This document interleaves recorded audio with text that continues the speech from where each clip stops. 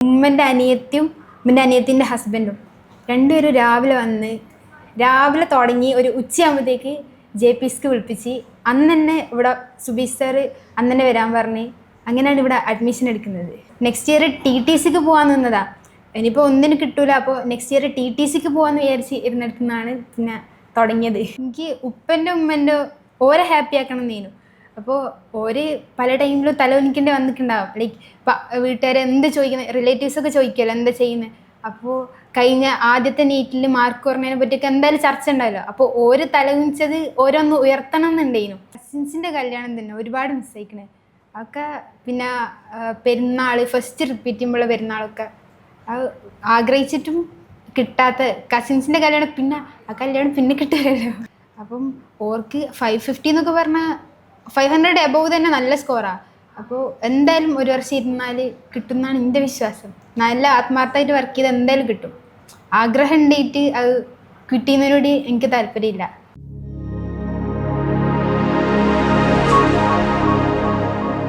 ഇന്ന് റെന യാസ്മിനാണ് നമ്മുടെ കൂടെ ഉള്ളത്. ഈ കഴിഞ്ഞ റീനീറ്റ് എക്സാമിൽ ഏറ്റവും നല്ല സ്കോർ വാങ്ങിച്ചിട്ട് നല്ലൊരു medical college, government medical college സ്വപ്നം കണ്ടുകൊണ്ടിരിക്കുകയാണ്. നമ്മുടെ കുറേ സമയത്തെ കഷ്ടപ്പാടുകൾക്ക് ഏറ്റവും നല്ല റിസൾട്ട് ഉണ്ടാകുമ്പോൾ ഉള്ള എല്ലാ സന്തോഷവും റെനയുടെ ഫാമിലിയിലും ഉണ്ട്. നമുക്ക് ആദ്യം തന്നെ അവളുടെ ഈ ഒരു യാത്ര തുടങ്ങിയപ്പോഴുള്ള ബുദ്ധിമുട്ടുകളും, ഒരു നീറ്റ് ആസ്പിരൻറ്റും അത്രയും ഹാപ്പി ആയിട്ടായിരിക്കില്ല അവരുടെ വിജയലക്ഷ്യം കൈവരിച്ചിട്ടുണ്ടാവുക. എന്നാൽ മത്സരിക്കുന്ന ആളുകളുടെ എണ്ണം വളരെ കൂടുതലാണ്. 1.5 ലക്ഷത്തോളം ആളുകൾ കേരളത്തിൽ മത്സരിച്ചിട്ട് അതിൽ ആദ്യത്തെ ഒരു 2000-നുള്ളിലേക്ക് നമ്മൾ എത്തുക എന്ന് പറയുമ്പോൾ തന്നെ അത് ഏറ്റവും സന്തോഷമുള്ള ഒരു കാര്യമാണ്. റെന, ഈ യാത്ര നമ്മൾ തുടങ്ങിയിട്ട് കുറച്ചായി. ഈ ഒരു വർഷം ഞാൻ കേട്ടിട്ടുണ്ട് വേറെ എന്തൊക്കെയോ കോഴ്സുകൾക്ക് പോകാൻ നിന്നെടുത്ത് വീണ്ടും JPC ചൂസ് ചെയ്ത് വന്നാണ്. എന്താ അതിനെക്കുറിച്ച് പറയാനുള്ളത്? എങ്ങനെയാണ് JPCയിൽ എത്തിയത്? എത്താൻ ആരൊക്കെയായിരുന്നു അതിന് കാരണക്കാർ? ഇവിടെ വന്നപ്പോൾ എന്താ കിട്ടിയത്? സത്യത്തിൽ എടുത്ത തീരുമാനം ഇടയ്ക്കൊക്കെ വെച്ചിട്ട് നമുക്ക് തെറ്റായി പോയി തോന്നിയിട്ടുണ്ടാവും. പിന്നീട് ഇപ്പോഴും നിൽക്കുന്ന ആ ഒരു മൊമെൻറ്റ് എനിക്ക് ആദ്യം അറിയേണ്ടത്, റെന എങ്ങനെയാണ് JPCയിലേക്ക് എത്തിയത്? ഞാൻ കഴിഞ്ഞ ആ ഒരു ടൈമിൽ കിട്ടൂല എന്ന് ഉറപ്പിച്ച് MBBS എന്തായാലും കിട്ടൂല. അപ്പോൾ ഞാൻ ജിപ്മറിൻ്റെ വെയിറ്റ് ചെയ്തിരിക്കുന്നു. അപ്പോൾ ജിപ്മർ റാങ്ക് ലിസ്റ്റ് ഏകദേശം ലാസ്റ്റ് അപ്പോഴത്തേക്ക് എല്ലാ അഡ്മിഷനും ക്ലോസ് ആക്കി. ജിപ്മറിലെ നേഴ്സിംഗ് പാരാമെഡിക്കൽ. അപ്പോൾ അതെന്തായാലും കിട്ടൂല എന്ന് ഉറപ്പായതിന് ശേഷം ഞാൻ നെക്സ്റ്റ് ഇയർ TTCക്കോ ഡിഗ്രിക്കോ എന്തിനേലും കഴിഞ്ഞ വർഷം തന്നെ നോക്കി. നമ്മൾ അടുത്തുള്ള കോളേജിൽ BCA അതൊക്കെ നോക്കി. അപ്പോൾ എല്ലാം ഫസ്റ്റ് സെം കഴിയാനായിക്കുക അടുത്തേക്ക്. അപ്പോൾ എന്തായാലും അഡ്മിഷൻ കിട്ടൂല എന്ന് ഉറപ്പായി.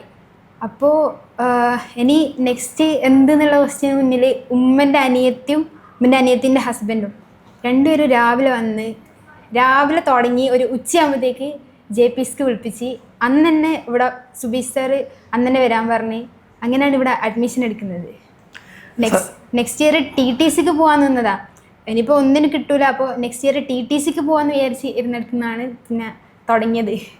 അപ്പോൾ ഒന്ന് ആലോചിച്ച് നോക്കിയാൽ ഒരു TTCയിലേക്ക് സാധാരണ കേസിൽ MBBS എന്ന് പറയുന്നത് ഇത്രയും വലിയൊരു അത്രയും കുട്ടികൾ മത്സരിക്കുന്നുണ്ട്, അത്രയും കുട്ടികൾ ആഗ്രഹിച്ച് പഠിക്കുന്നുണ്ട്, എന്നിട്ട് പോലും പലർക്കും കിട്ടുന്നില്ല. അവിടെയാണ് നമ്മൾ ഈ കാര്യങ്ങളൊക്കെ വിട്ടിട്ട് TTC എന്ന് പറയുന്നൊരു കുഞ്ഞു കോഴ്സിൽ ചെറിയ കുട്ടികളെ പഠിപ്പിക്കാൻ പോകാമെന്ന് വരെ മൈൻഡ് സെറ്റ് ആക്കിയിടുന്ന് ഇപ്പോഴിതാ ഇനി നമ്മൾ ഡോക്ടർ ആകാൻ പോകുന്നു ഉറപ്പിച്ച് കഴിഞ്ഞു. ഈ സമയത്തുള്ള സന്തോഷം എങ്ങനെയാണത്? സത്യം പറഞ്ഞാൽ വീട്ടുകാരുടെ അടുത്ത് ഉപ്പ ഉമ്മ അവരൊക്കെ ഇപ്പോൾ മോളുടെ ഉള്ളിൽ അത് എത്രത്തോളം സന്തോഷം ഉണ്ടാക്കി, ഉപ്പാൻ്റെ ഉമ്മാൻ്റെ ഫാമിലിക്കിടയിലൊക്കെ അതെന്താണ്, അതിനെക്കുറിച്ച് എന്താ പറയാനുള്ളത്? എനിക്ക് ഉപ്പൻ്റെ ഉമ്മൻ്റെ ഓരെ ഹാപ്പി ആക്കണം എന്നേനു. അപ്പോൾ ഓര് പല ടൈമിലും തലവലിക്കേണ്ടി വന്നിട്ടുണ്ടാവും. ലൈക്ക് വീട്ടുകാരെ എന്ത് ചോദിക്കുന്നത്, റിലേറ്റീവ്സൊക്കെ ചോദിക്കുമല്ലോ എന്താ ചെയ്യുന്നത്. അപ്പോൾ കഴിഞ്ഞ ആദ്യത്തെ നീറ്റിൽ മാർക്ക് കുറഞ്ഞതിനെ പറ്റിയൊക്കെ എന്തായാലും ചർച്ച ഉണ്ടാവില്ല. അപ്പോൾ ഓര് തലകുനിച്ചത് ഓരോന്ന് ഉയർത്തണം എന്നുണ്ടായിരുന്നു. അപ്പോൾ ഓര് ഭയങ്കര ഹാപ്പിയാണ്. ഉപ്പ അപ്പോൾ തന്നെ ഉപ്പൻ്റെ ഫ്രണ്ട്സിനൊക്കെ അയച്ചു കൊടുത്ത്, പിന്നെ ഉമ്മയായാലും ഉമ്മൻ്റെ ഫ്രണ്ട്സും റിലേറ്റീവ്സിൻ്റെ ഒക്കെ മുന്നിൽ ഇപ്പോൾ ഓർക്ക് തലയുയർത്തി നടക്കാൻ പറ്റുന്നുണ്ടല്ലോ, അത് മതി. സത്യം പറഞ്ഞത് എനിക്ക് ഭയങ്കരമായിട്ട് രോമാഞ്ചം ഉണ്ടാവുന്നുണ്ട് കേട്ടോ. സത്യം പറഞ്ഞു കഴിഞ്ഞാൽ പാരൻസിനെ പ്രൗഡാക്കുക എന്നുള്ളതാണ് നമുക്കൊക്കെ ചെയ്യാൻ പറ്റുന്ന ഏറ്റവും വലിയൊരു കാര്യം. ഏത് മക്കളുടെ ആഗ്രഹമാണ് നമ്മൾ ആ റിസൾട്ടിലൂടെ പാരൻസ് ഭയങ്കര സന്തോഷിക്കണം എന്നുള്ളത്. പക്ഷെ നമ്മൾ എന്തൊക്കെയാണെങ്കിലും അൾട്ടിമേറ്റ് ഇതിൻ്റെ എല്ലാ ഗുണവും കിട്ടാൻ പോകുന്നത് നമുക്ക് തന്നെയാണ്. ഇത് ഇപ്പോഴാണ് പാരൻസ് ഒക്കെ ഹാപ്പിയായി എല്ലായി. പക്ഷെ നാളെ റെനയുടെ ഒരു ഫാമിലി വരാൻ പോകുന്നു. ആ ഫാമിലിക്ക് താഴെ അടുത്ത മക്കളാവുന്നു. അൾട്ടിമേറ്റ് നമ്മൾ എന്നും ഡോക്ടർ എന്നുള്ള സാധനം നമ്മുടെ ലാബിലാണ്, പിന്നെ നമ്മുടെ കൂടെ എന്നും ഉണ്ട്. ദാറ്റ് മീൻസ് ഇതിൻ്റെ ഗുണം കിട്ടാൻ പോകുന്നത് റെനയുടെ ഇനി വരാൻ പോകുന്ന ഒരു ജനറേഷനും റെനയുടെ ഫാമിലിക്കുമാണ്. പക്ഷെ ഇപ്പോഴും ഏറ്റവും കൂടുതലായാലും സന്തോഷിക്കുന്നത് നമ്മുടെ പാരൻസാണ്. പാരൻസിന് ഏറ്റവും വലിയൊരു ആഗ്രഹം നമുക്ക് ഈ ഒരു സമയത്ത് നിറവേറ്റി കൊടുക്കാൻ പറ്റി തന്നെ. എന്നാൽ കേരളത്തിൽ തന്നെ എത്ര കുട്ടികൾക്ക് സാധിക്കുന്നത് വളരെ ചുരുക്കം ആളുകൾ.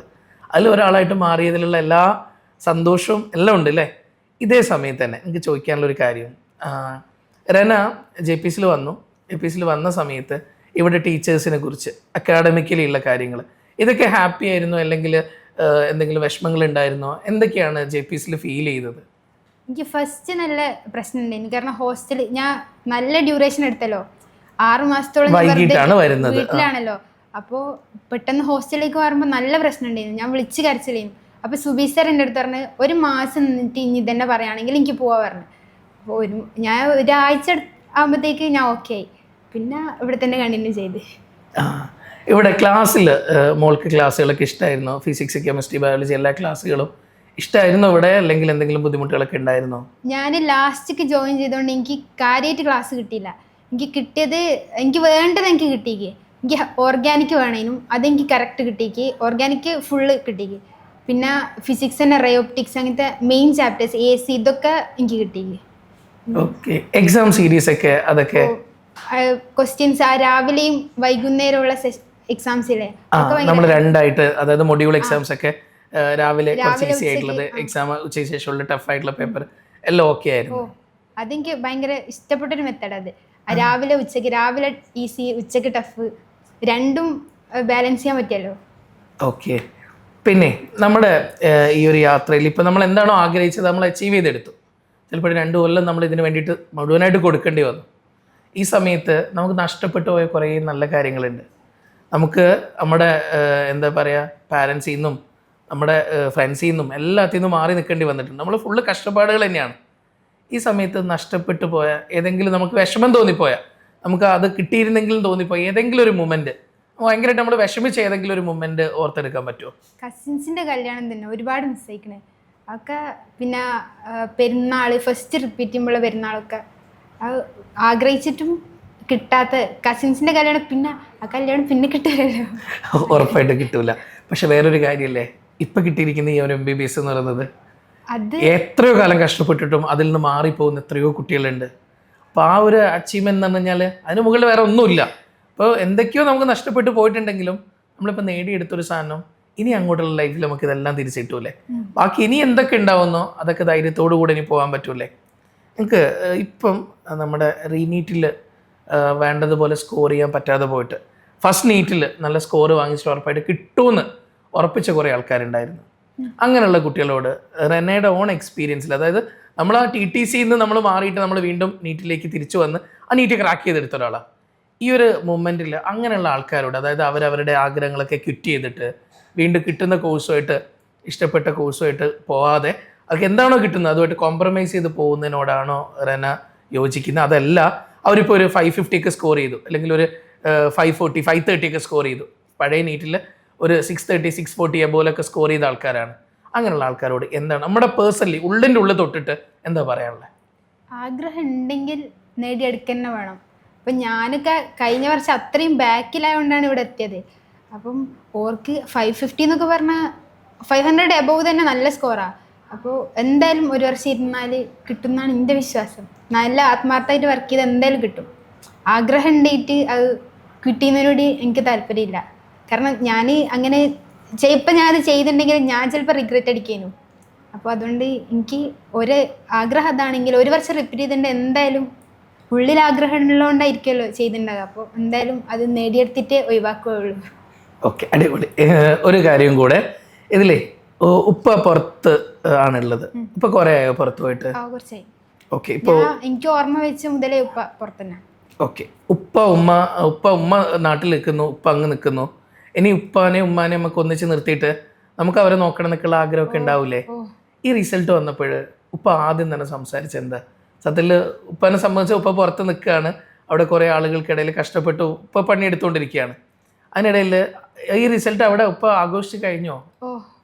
ആഘോഷിച്ച് കഴിഞ്ഞു. ഉപ്പാൻ്റെ വാക്കിന്ന് ഉമ്മാൻ്റെ വാക്കിന്ന് അന്നത്തെ ഒരു ഡേ എന്തായിരുന്നു ഉണ്ടായിരുന്നത്? റിസൾട്ട് കിട്ടി, ഞാൻ എന്തായാലും കയറുമെന്ന ഉറപ്പ് വന്ന ഒരു മൊമെൻറ്റിൽ ഉപ്പ ഉമ്മ എങ്ങനെയാണ് അതിനെ റിയാക്ട് ചെയ്തത്? ഓർക്ക് ഭയങ്കര സന്തോഷമായിരുന്നു. ഞാൻ ഉപ്പൊക്കെ വിളിച്ചിട്ട് പിന്നെ ഉമ്മൻ്റെ അടുത്ത കൊടുത്ത ഓരങ്ങോട്ടും ഇങ്ങോട്ടും പറഞ്ഞ് സന്തോഷിക്കുന്നു. അപ്പോൾ ഉപ്പാൻ്റെ ഉമ്മാൻ്റെ ഭയങ്കര സന്തോഷം നമുക്ക് കാണാൻ പറ്റി. ഓക്കെ. ഇനി എന്താ മോളുടെ മുന്നോട്ടേക്കുള്ള ലൈഫിനെ കുറിച്ചുള്ള പ്ലാനൊക്കെ? MBBS കഴിഞ്ഞിട്ട് MD എന്തെടുക്കണം, മുന്നോട്ട് എങ്ങനെ പോകണം, എന്താ ആഗ്രഹിക്കുന്നത്? ഇതുവരെ ഒരു തീരുമാനിക്കുക. എൻ്റെ MBBS കഴിഞ്ഞിട്ട് ഞാൻ ഹോസ്പിറ്റൽ അഡ്മിനിസ്ട്രേഷൻ എടുത്ത് ആ വഴി പോകാനാണ് എനിക്ക് ഇപ്പോൾ തോന്നുന്നത്. ഇനിയിപ്പോൾ മേ ബി കയറിയാൽ ഏതെങ്കിലും ഇപ്പോൾ വിഷയത്തിനോട് ഇഷ്ടം വരികയാണെങ്കിൽ അതിൽ ഞാൻ MD എടുക്കുക ചെയ്യും. ഓക്കെ. പിന്നെ ഇനി ഇപ്പം JPCയിലേക്ക് ഇനി ഈ വർഷം എക്സാം എഴുതാൻ പറ്റുന്ന കുട്ടികളൊക്കെ ഉണ്ടല്ലേ, അവരൊക്കെ ഹെൽപ്പ് ചെയ്യാൻ വേണ്ടിയിട്ട് ഇങ്ങോട്ട് വരൂലേ? അതായത് അവരുടെ ഒരു മെൻഡർ ആയിക്കൊണ്ട് അവർക്ക് വേണ്ടിയിട്ടുള്ള എല്ലാ സാധനം. കഴിഞ്ഞ പ്രാവശ്യം മറ്റു മെൻറ്റേഴ്സൊക്കെ വരുന്ന സമയത്ത് നമ്മുടെ ഉള്ളിൽ തോന്നിയിട്ടുണ്ടാവും ഇതുപോലെ എനിക്ക് പോകാൻ പറ്റുന്ന ഒരു മൊമെൻ്റ് എപ്പോഴും ഉണ്ടാവും അല്ലേ? ഇപ്പം അത് നമ്മൾ സാധിച്ചു. ഇനി ഉറപ്പായിട്ടും ഇവിടുത്തെ കുട്ടികൾക്ക് ഹെൽപ്പൊക്കെ ആയിട്ടുണ്ടാവില്ലേ? ഉറപ്പായിട്ടുണ്ടാവും. ഓക്കെ. അപ്പോൾ എന്തായാലും ഇന്ന് നമ്മുടെ കൂടെ ഇത്രയും നേരം സ്പെൻഡ് ചെയ്തത് റെനയാണ്. അവൾ ലൈഫിൽ ഇതൊക്കെ ക്വിറ്റ് ചെയ്തിട്ട് TTC എടുക്കാൻ തീരുമാനിച്ചെടുത്തുനിന്ന് വീണ്ടും MBBS തന്നെ മതി എന്നുള്ള തീരുമാനം എടുത്തിട്ട് ഒരു മൊമെൻറ്റിൽ ചിലപ്പോഴും ഒരു തീരുമാനം എടുക്കാൻ ഒരു നിമിഷം മതിയായിരിക്കും. ആ തീരുമാനം തന്നെയാണ് അന്ന് ഉപ്പാടെ ഉമ്മൻ്റെ അനിയത്തിയും ഹസ്ബൻഡും അവർ ഇന്ന് സത്യം പറഞ്ഞാൽ അവരിന്ന് ഭയങ്കര സന്തോഷിക്കുന്നുണ്ടാവും. കാരണം എന്താണെന്ന് പറഞ്ഞാൽ അവരന്ന് എടുത്ത തീരുമാനം ഏറ്റവും ശരിയായി എന്നുള്ളതിൻ്റെ ഏറ്റവും വലിയ എക്സാമ്പിളാണ് ഇന്ന് ഡോക്ടറാകാൻ പോകുന്ന കുഞ്ഞു ഡോക്ടറായിട്ടുള്ള റെന ഇപ്പം എൻ്റെ മുന്നിൽ ഇരിക്കുന്നത്. ഉറപ്പായിട്ടും ലൈഫിൽ ഇനിയും കുറേ ഉയരങ്ങളിലേക്ക് എത്താൻ പറ്റട്ടെ. എല്ലാ പ്രാർത്ഥനകളും, എല്ലാ ആശംസകളും. Thank you.